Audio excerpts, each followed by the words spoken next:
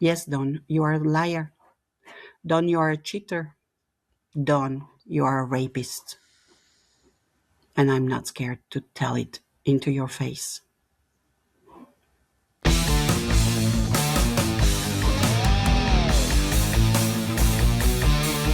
decisions. Bad decisions.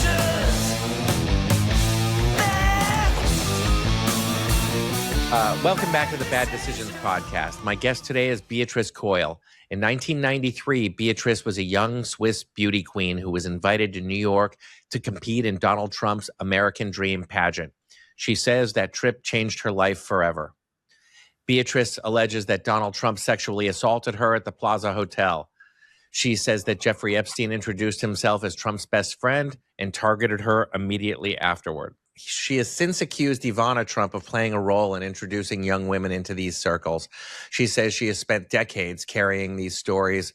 She's received terrifying threats after speaking publicly and believes many more women are preparing to come forward. Whether you've heard her name before or not, this is one of the most talked about and controversial accounts to emerge from the world of Donald Trump, Jeffrey Epstein, beauty pageants, and elite New York society. Today, we're starting at the beginning. Beatrice, thank you for being here. Thank you so much, Scott, for the invitation. Thank you for your time and for giving me a chance also to introduce myself. Great. So let's start at the beginning. For people who are hearing your name for the first time, who is Beatrice Coyle? Well, as said, my name is Beatrice Coyle. I would like to make something very clear from the very beginning. I am not a spy. I am not paid by anyone. And I do not have any political affiliation.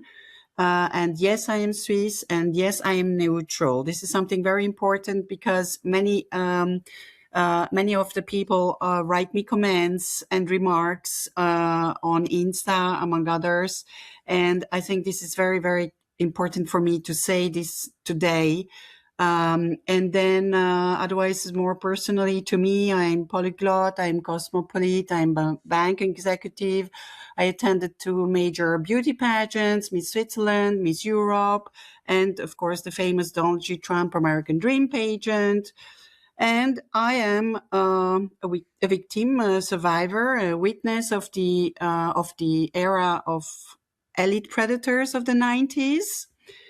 And I only want justice and saving lives. This is the most important to me in this entire story.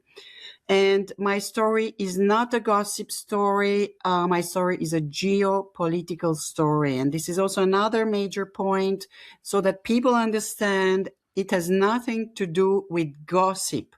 We are talking about my testimony that opened the Pandora box and was the trigger to the Epstein saga.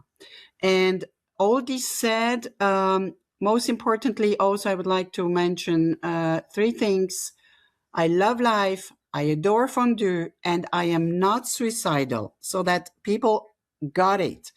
And whatever happens in the future with me, so that they know I am really someone who has both feet on the floor, and I do not have any issues, as some people may write or think that I am a spy or an agent or I was paid. So no, and again, no. I am Swiss and I am neutral. What was your life like before your arrival in America? Well, before I arrived in America, I had a very quiet life. I had a great life, great family. I was studying. I was learning my languages. I did my diplomas. I was a bank employee. I was super happy. I had everything I wanted and I wished in my life. I was 185, 60 kilo. Everybody was kept telling me I should be a model, so I did that for fun as a hobby. My world was absolutely perfect. So how did a young, bright, 6'1" woman from Switzerland end up in Donald Trump's world? Well, it's very easy. I got the invitation just after Miss Switzerland and Miss Europe. I was personally invited by Trump to attend the American Dream beauty pageant in New York and Atlantic City. And because I got these personal invitations, that's how I landed in this New York jungle. What did the name Donald Trump mean to you in 1993? Oh my God, it was crazy. In the 90s, in Europe, newspapers wrote about him as being Mr. New York, as being the billionaire, non plus ultra. It was just wow, wow, wow. And most of all, in the 90s, we European, we were extremely in love with America. You know, we were dreaming of the American dream, and we all wanted just one thing, and to come and visit America at least once. And that was exactly the idea of for me to come. And that's why I was also so excited when I got the personal invitation, because I thought, oh my God, it's a dream come true. And I did my proficiency, my TOEFL. I did everything just to be ready for that day.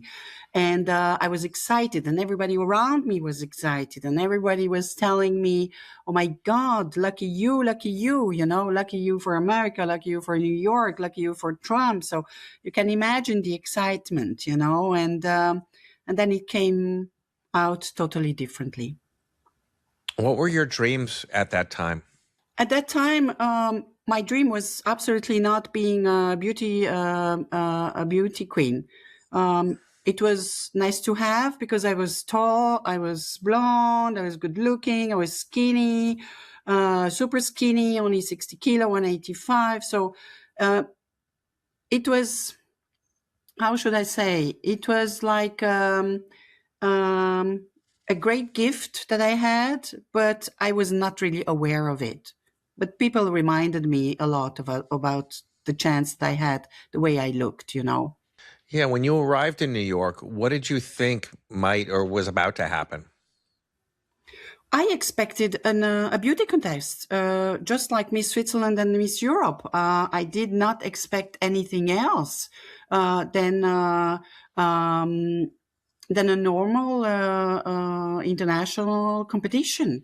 And finally, when I came to New York, I discovered totally something different, because from the very beginning, Trump came and he introduced himself to me, and he was playing the very charming guy, and I trusted him. And then Epstein came, so that was a bit weird, because first I thought he's part of the organization or maybe a journalist. But when he started to talk to me, then I realized, oh my God, who is this guy? Where is he coming from? You know, everything was weird about him, and strange, and it didn't match at all. And everything went extremely quickly, you know. I had no time to realize what is going on, because these guys, they were very routine, you know. I came there like Heidi, you know, in Predator Land, and I trusted everybody, because that's the way we used to live in Europe.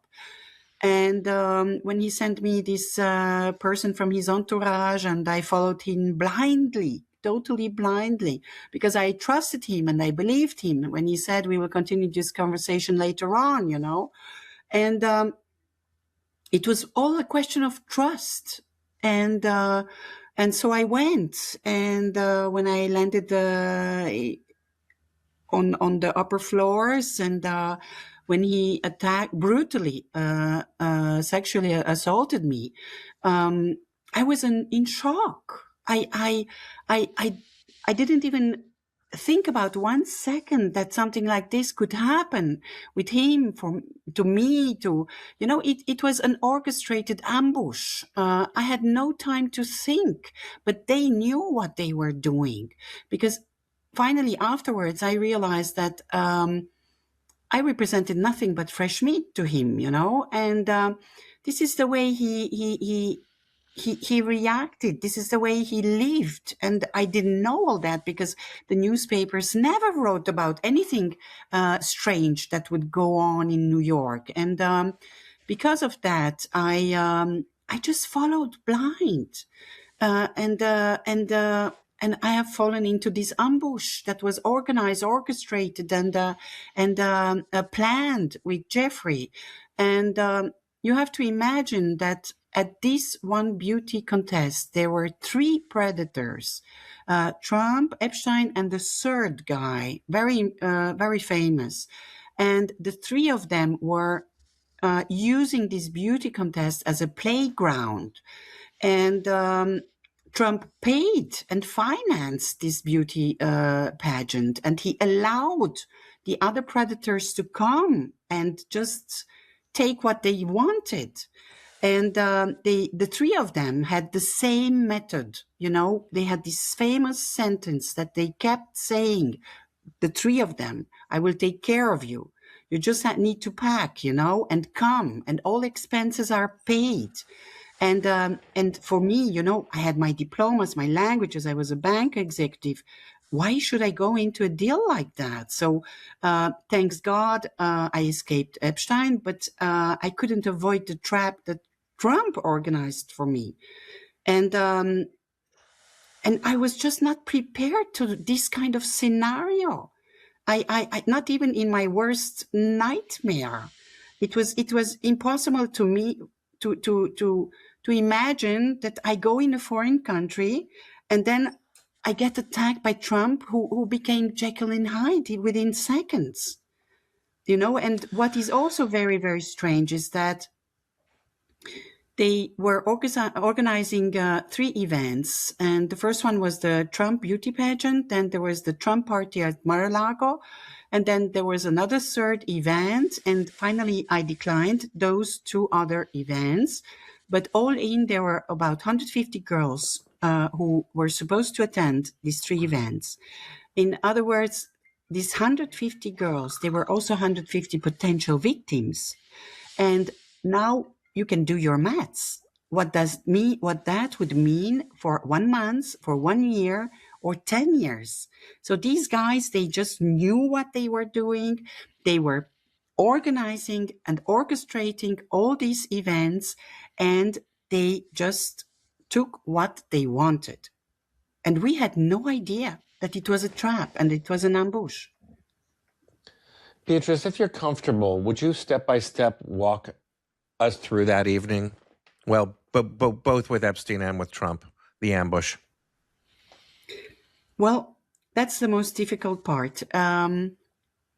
It was actually a press luncheon, and you have to imagine the ballroom, you have to imagine round tables, you have to imagine over 60 beauty queens and press members and organizing staff. And all of a sudden, Trump came in. He came straight to me and he said, finally, we meet Miss Cool. He couldn't say my name. And then we started to talk, and he was flirting and asking lots of questions about everything, where I live, what my plans are, etc. And he clearly said, okay, I think it lasted over 15 minutes. Everybody was watching us. It was quite uncomfortable. And then he said, I will send you someone and we'll continue this conversation. And that's when Epstein came. And we were like in a triangle, Trump on one side, Epstein on the other side, and me in the middle. And they were smiling to each other. So for all those who think or who still doubt, that these 2 guys, they never met or they never knew each other or they never whatever together, I can tell you just one thing. Trump and Epstein were real besties. They were smiling to each other. They knew exactly what is going to happen afterwards. And Trump did the introduction and Epstein wanted to do the job. And from this, I am 1000% sure today, they orchestrated it. It was meticulously organized, and they both had their own job description. Trump did the introduction and Jeffrey tried to do the job